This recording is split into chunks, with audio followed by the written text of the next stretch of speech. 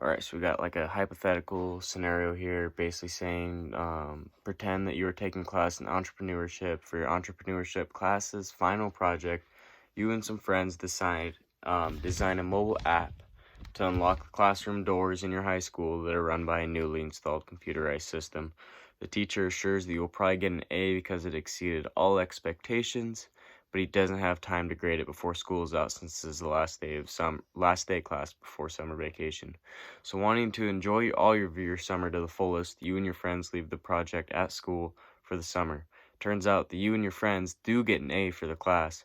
You're acknowledged by the school board for exemplary work and get $100 each from a local engineering firm that gives awards to students who show unique talent in an area of innovation.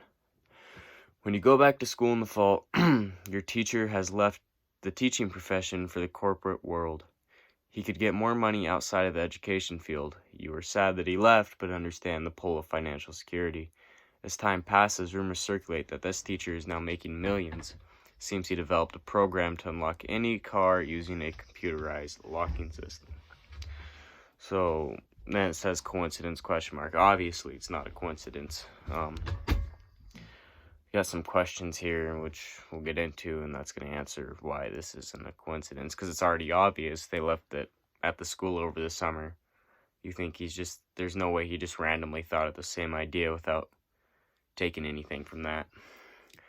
Like the first question asked, was the mechanism the teacher created all his own work? Obviously not, it wasn't, no. From just reading this, you can tell that it's based off the same exact thing that they did, except for cars.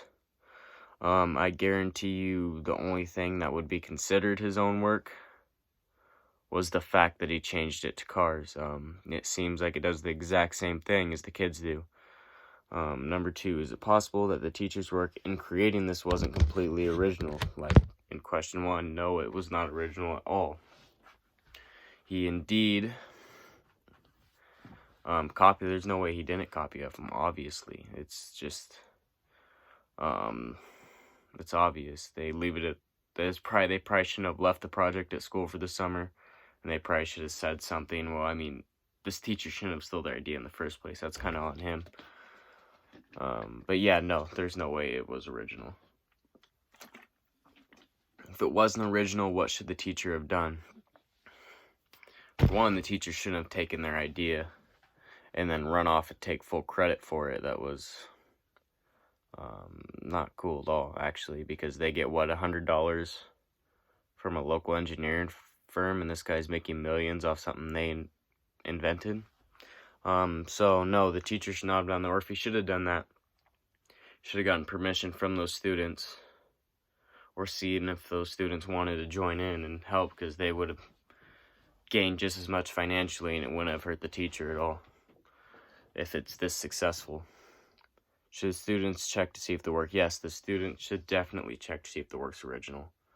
I think I know what their answer would be if they did, but if they go and check and find out that he's wrong and copied him, they might be able to get something off of it. If the work wasn't original, then how should the money be shared out? Like I said earlier, I think that, I don't know how many students were in here, but doing this project, but yeah, he should have split with them, asked for permission, and I think the money should be not even split equally since it was there. I guess if he financially carried out and distributed the product and stuff like that, then I'd say it should equally be split between the students and the teacher. And they both, I mean, all of them would make a decent amount of money.